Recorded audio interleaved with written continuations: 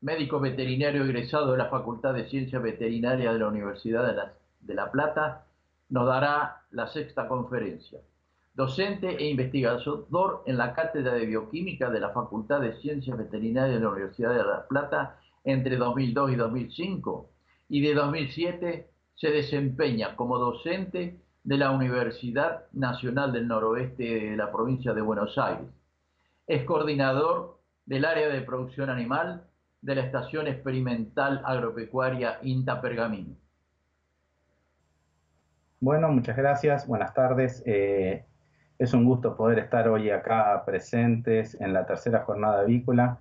Antes que nada, quiero agradecer a los organizadores de la jornada que nos tuvieron presentes para dar esta charla y es mostrarle un poquitito de lo que venimos haciendo nosotros en INTA Pergamino en cuanto al uso de alternativas a los antibióticos promotores de crecimiento.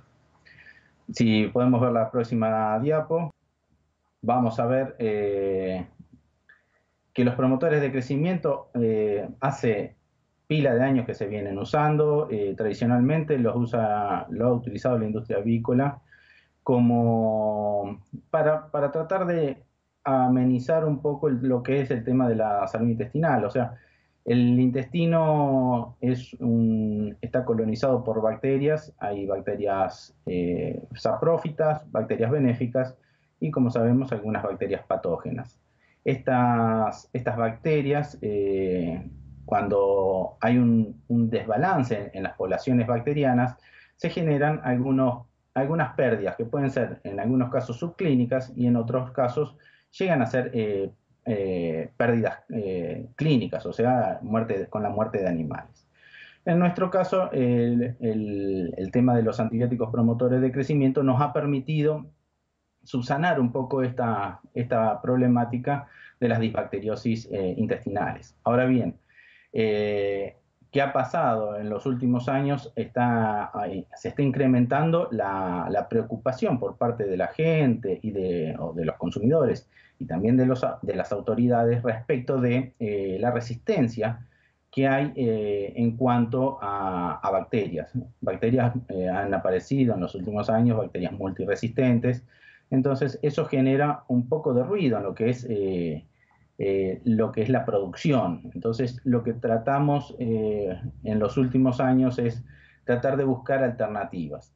La industria, esto desde el punto de vista de los productores de insumos, han venido buscando alternativas, generando productos para generar un portafolio que nos permita buscar alguna alternativa que permita subsanar el tema de la falta del uso de antibióticos promotores de crecimiento.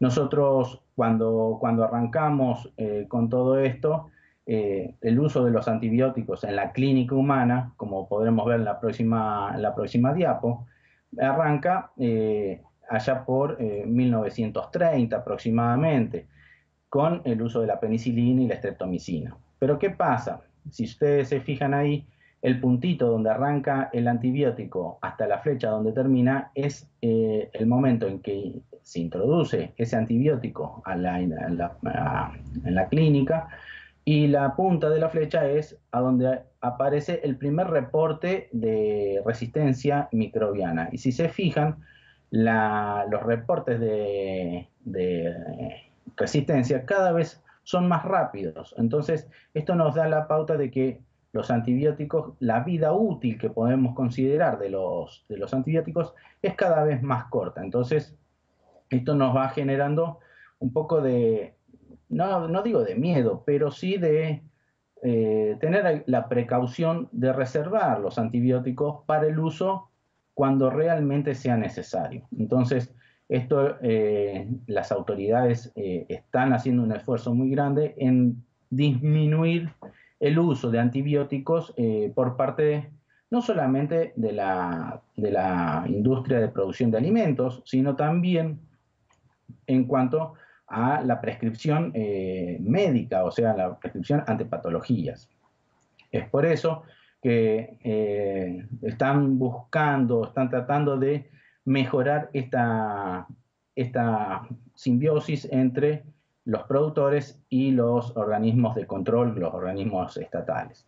Como podemos ver acá en esta diapo, es el uso de los últimos antibióticos. Fíjense que aparece en el año 2000, en 2005, el último antibiótico, y recién ahora, en el año 2019, 2020, aparecieron los últimos. Entonces, eso nos da la pauta de que no se consiguen moléculas nuevas todos los años. Entonces, eso es para que se den una idea de que cada molécula que aparece, además de que cuesta mucho encontrarlas, la vida útil de esas moléculas cada vez es más corta. Entonces tenemos que guardar o reservarnos el uso de estas nuevas moléculas para cuestiones específicas. ¿Y qué es lo que se viene? Yo esta diapo lo presentaba siempre como qué es lo que se viene. Y ahora, por favor, la próxima animación.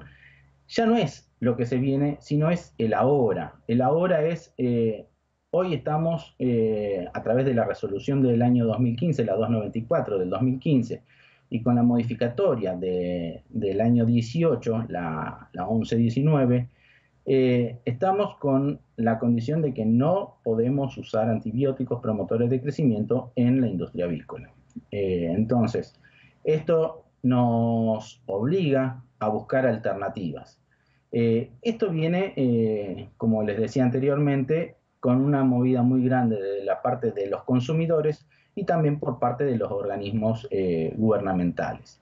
Y una cuestión que ya se está manejando es la certificación One Health o una sola salud, que lo que buscan es que los veterinarios nos montemos en una corriente de pensamiento de utilizar los antibióticos cuando sea pura y exclusivamente necesario y minimizar el uso de antibióticos de amplio espectro y utilizar sí antibióticos puntuales, o sea, para una determinada bacteria. Y antes de todo eso, a la bacteria hacerle un antibiograma para poder definir a qué antibióticos es sensible. Básicamente eso es por un lado, y lo otro es por parte del consumidor. El consumidor hoy lo que está buscando es un producto que esté enmarcado de lo que es antibióticos, antibiotic free, que le llaman, que directamente estos productos es el próximo paso, que es totalmente libre del uso de antibióticos en la producción. Acá ya estamos hablando de un paso más que no es solamente antibióticos promotores de crecimiento, sino que es todo tipo de antibióticos.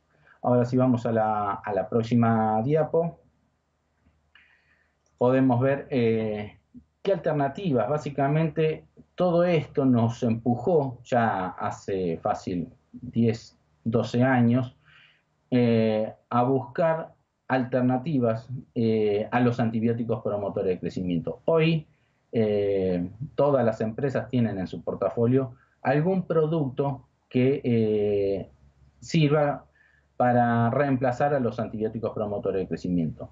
Y la idea también es no solamente los antibióticos promotores de crecimiento, sino también los anticoccidianos, que eso es otro capítulo que lo vamos a ver más adelante, que es el tema de las vacunaciones. Pero bueno, por ahora hoy vamos a enfocar a lo que es los reemplazos a los antibióticos promotores de crecimiento. Con lo cual, como les decía, las empresas están generando un sinnúmero de alternativas.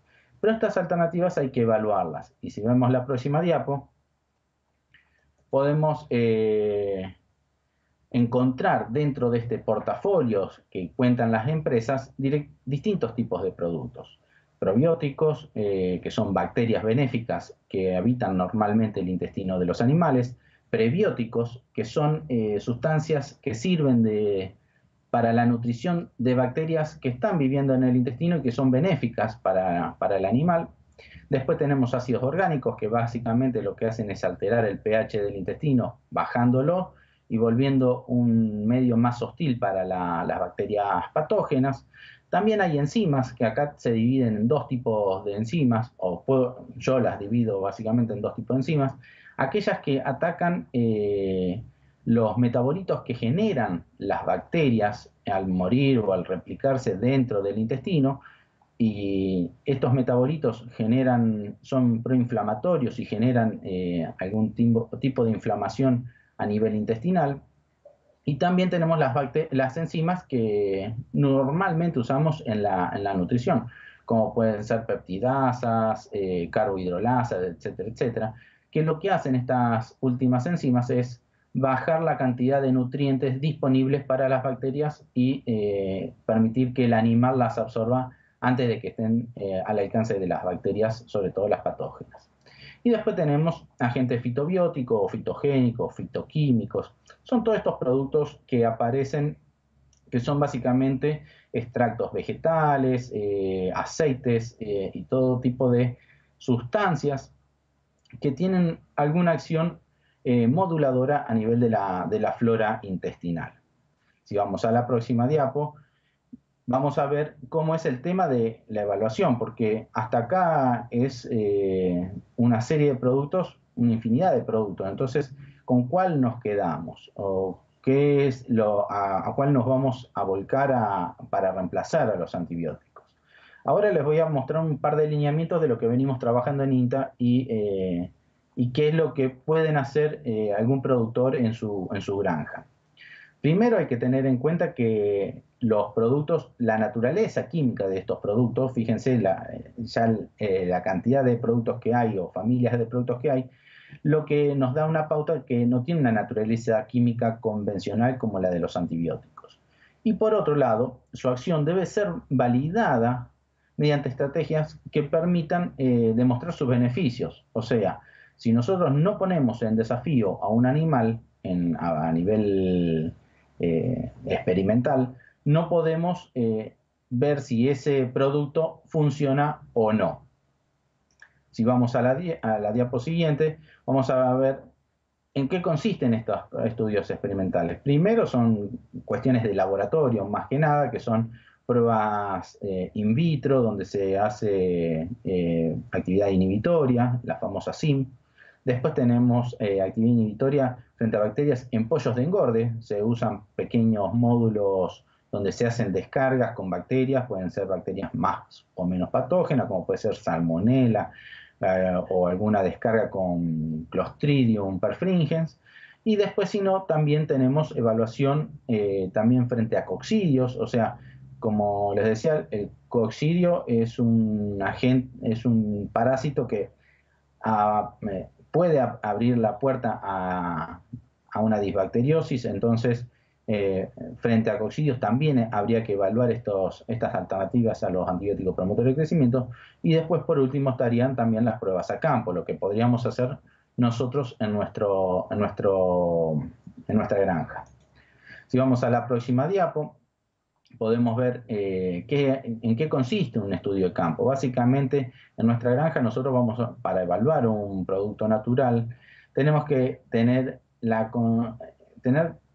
ser conscientes de que el alimento sea exactamente el mismo, no el mismo en el papel, en la fórmula que nosotros le pasamos a la planta de alimento balanceado, sino que sea exactamente el mismo producto, el mismo alimento, a la cual uno le pusimos el antibiótico promotor de crecimiento que habitualmente veníamos usando, y en el otro tratamiento ponerle la alternativa en la dosis que nos recomienda la empresa productora.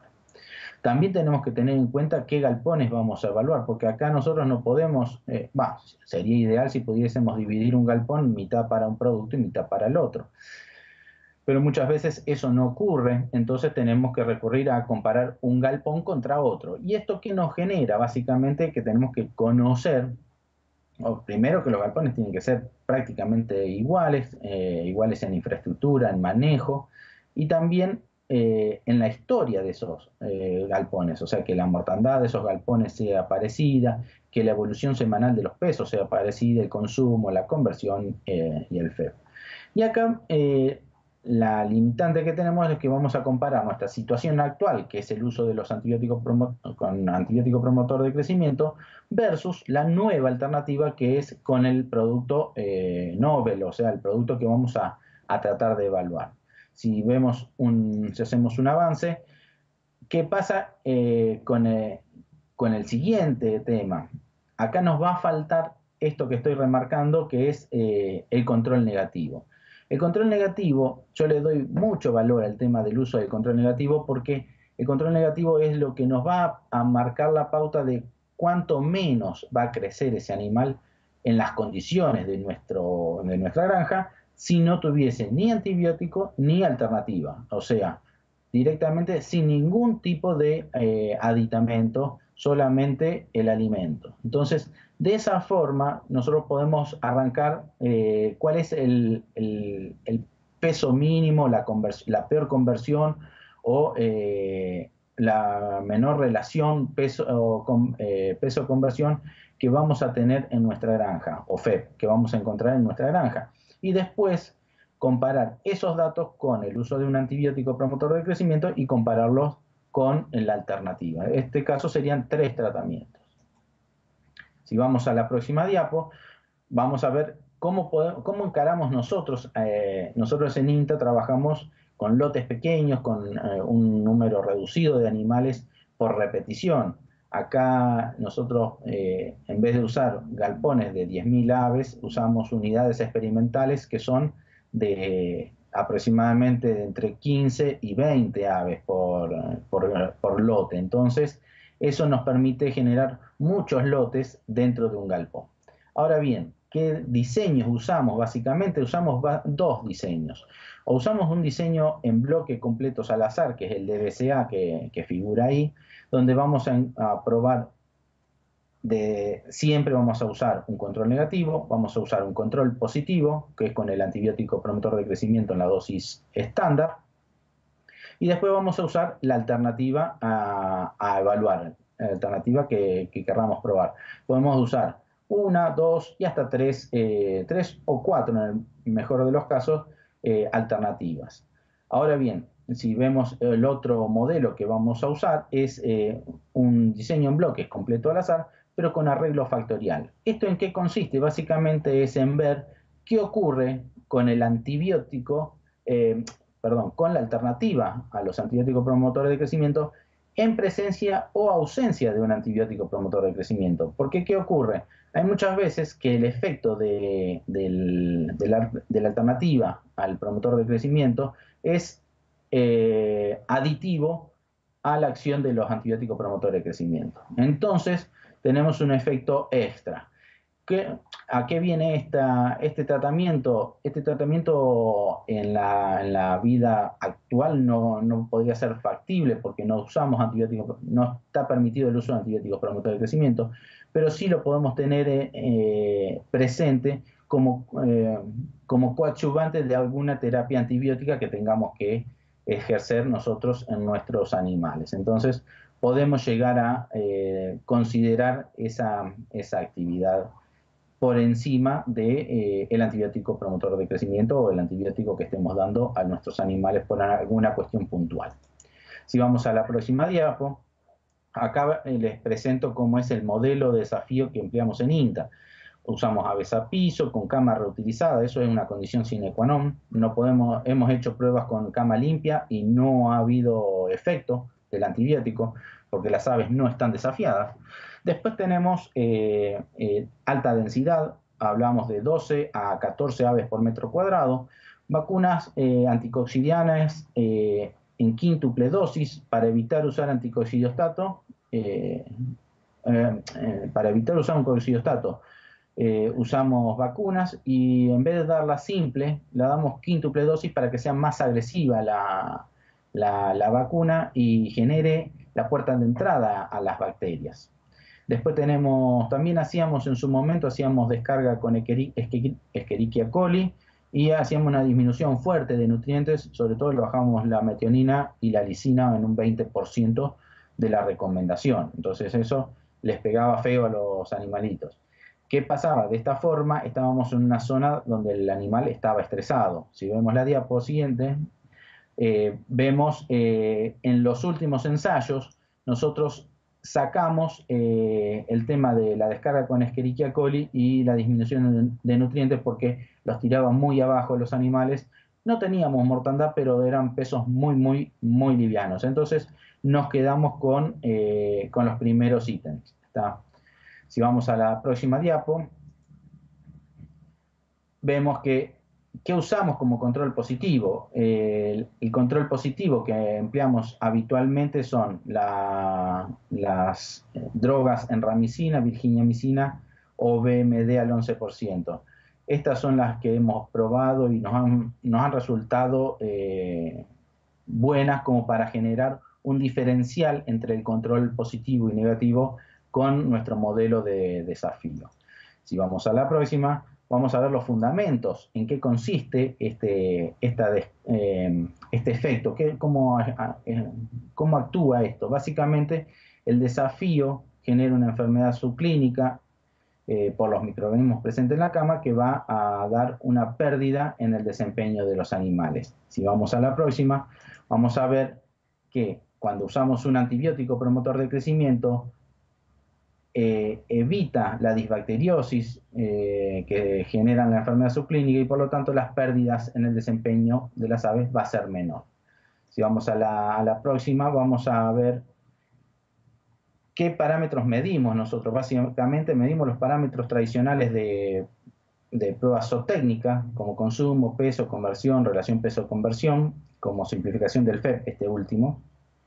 También vemos lesiones en patas, como podemos ver ahí el gráfico que figura abajo, y también hacemos humedad y pH de cama, medimos humedad y pH de cama. De esta forma podemos ver cómo se desempeñan los animales. Y ahora vamos a ver un poquito más en detalle qué es lo que ocurre. Básicamente a nivel intestinal. Intestinal también hacemos en coordinación con la gente de la UBA, hacemos histomorfometría, histopatología, eso sí vemos en la próxima diapo. Hacemos histomorfometría de intestino e histopatología de órganos linfáticos. Esto es con la gente de la UBA. Y en la próxima diapo figura lo que hacemos con la Universidad de Luján, que es el IC Inside, que es el monitoreo no solamente del intestino, sino que son necropsias detalladas de todos los animales en ensayo. Entonces, se faena un animal por tratamiento por réplica, perdón, y se hace una necropsia muy detallada. Si vamos a la próxima, vamos a ver ahora resultados de antibióticos promotores de crecimiento, cómo ejercían esa ventaja en el modelo que usamos en INTA. En cuanto a consumo, a peso, vamos a ver que mejora 2,3% mejora el consumo, mejora el peso, mejora la conversión y la relación peso-conversión, pero estos dos puntos, fíjense que están en gris, es porque no resultó significativa esa mejora respecto del control negativo. Si vamos a la próxima, vamos a ver otro antibiótico promotor de crecimiento en otra prueba, donde también, otra vez más, podemos ver que las mejoras que generan fue en todos los parámetros, pero significativo solamente en peso. Acá lo que vemos es que en todas las pruebas este modelo, mal o bien, llega a mostrar diferencias significativas en alguna de los parámetros zootécnicos analizados. Amén de que nosotros hacemos un seguimiento semanal de todo esto. Vamos a ver otro antibiótico promotor de crecimiento y vamos a ver cómo genera mejoras en consumo, peso, conversión, y la mejora en relación peso-conversión no llegó a ser significativa. La próxima vamos a ver qué ocurre con los probióticos. Cuando hacemos el uso de un probiótico, vemos el efecto del antibiótico, el antibiótico promotor de crecimiento, donde creció 2% más los pollos, convirtieron mejor y tuvieron mejor relación peso-conversión. Y con el probiótico, como podrán ver en las barras verdes, esto mejoró el desempeño de los animales respecto del control negativo, se asemejó al control positivo, pero no llegó a ser exactamente igual. Si vamos a la próxima, vamos a ver el caso del nutracéutico. En los nutracéuticos también, otra más por favor. Acá lo que empleamos es un diseño factorial, un arreglo factorial, donde vemos el efecto del antibiótico por un lado y el efecto del el nutracéutico por otro. Y acá lo que tiene este modelo con arreglo factorial es una gran potencia, encontrar diferencias muy pequeñas. Fíjense que encontramos diferencias en todos los parámetros y vemos que el producto, el nutracéutico en este caso, funcionó en todos los parámetros, tanto en peso como en conversión y relación peso-conversión. Y si vamos a la próxima, acá vamos a ver el efecto de una enzima. Básicamente estamos viendo el efecto del antibiótico con las barras celeste y azul, y el efecto de la enzima con las barras naranja y amarillito o más fuerte.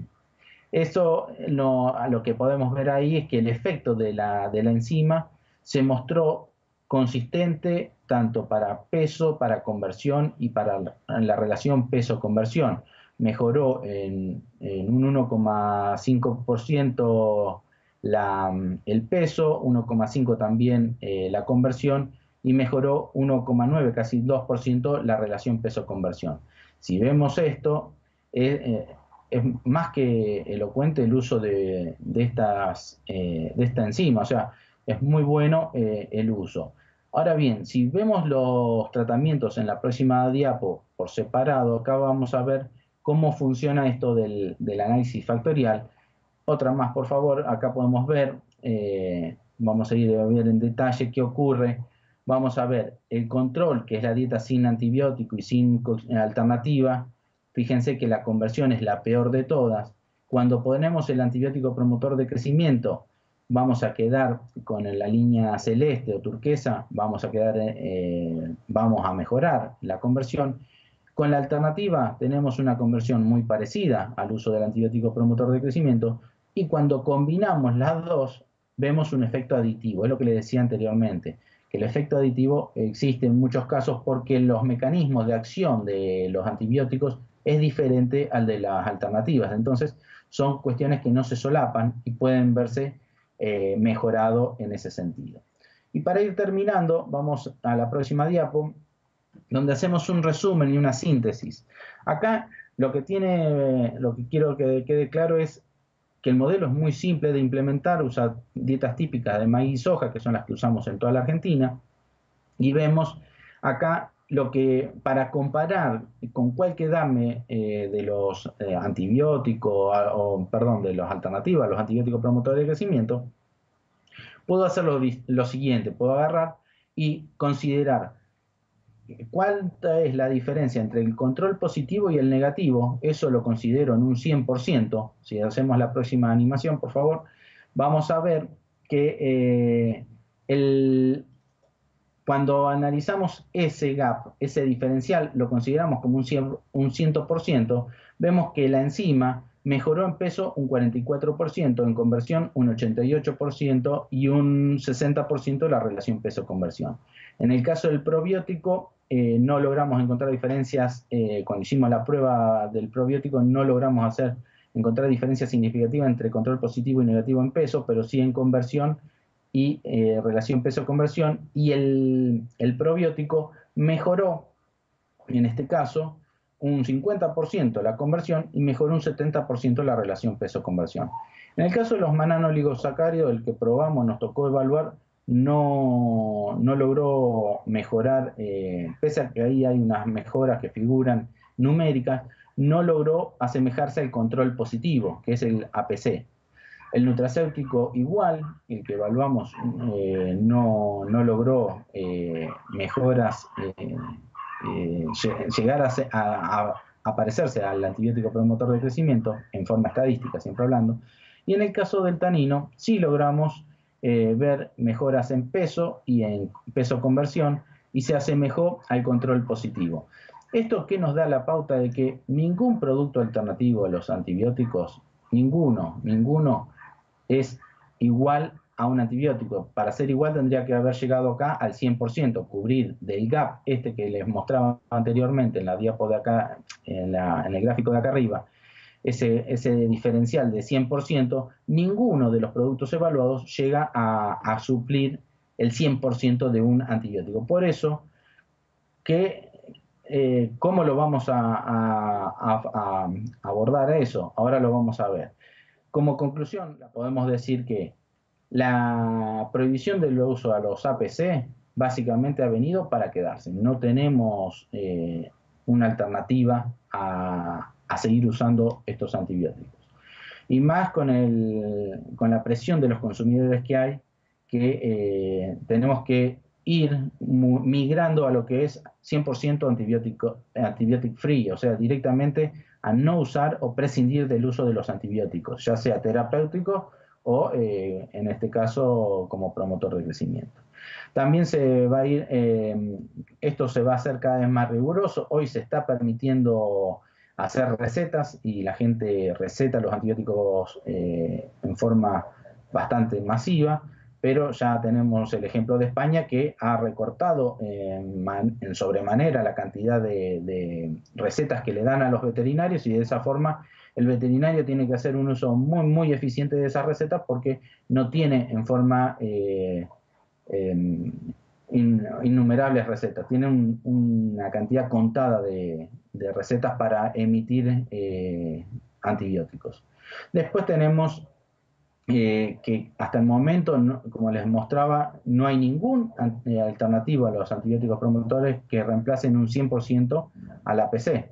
Entonces, ¿cómo vamos a manejarlo? Básicamente, tenemos que valernos del uso de combinación de productos alternativos. No nos queda otra que combinar taninos con enzimas con aceites,